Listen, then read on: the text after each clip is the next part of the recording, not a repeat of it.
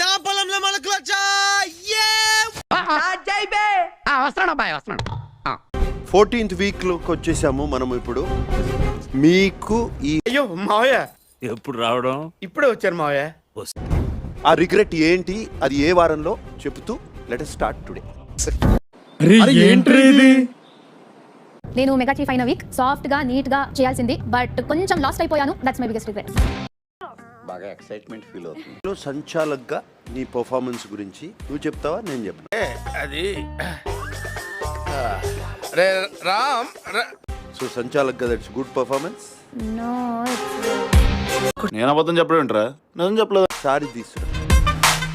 ఈ టవర్ చుట్టూ దాన్ని రోల్ చేయమంటే ఏం చేస్తావు?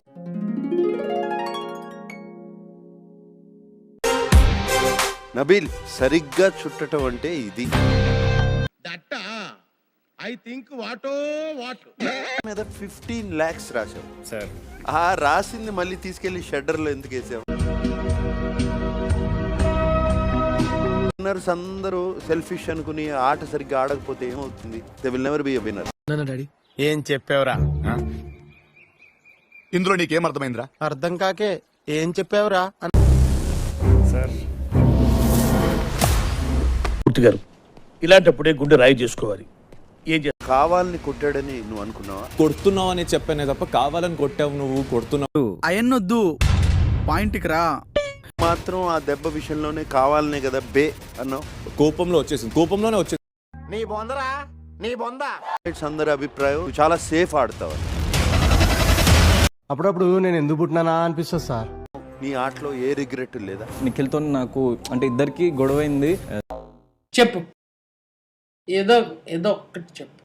ఒక్కటే. ఫస్ట్ ఫ్రెండ్స్ అని, దాని తర్వాత ఏదైనా సిచ్యువేషన్ లో వాళ్ళు నేను ఏమైనా అంటే వాళ్ళని బ్యాడ్ గా ప్రొజెక్ట్ చేస్తావు. జనరల్ గా చెప్పాను రా, నేను సీరియస్ గా తీసుకున్నాను.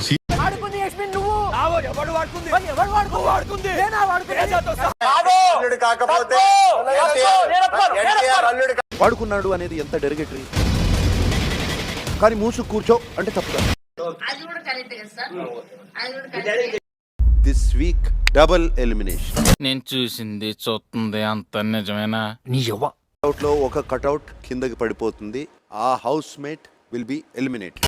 షాకులు, జలక్, ట్విస్టులు, దెబ్బ మీద దెబ్బ, ప్రతి సీను క్లైమాక్స్ లా ఉంటది. నిజంగా హ్యాట్స్.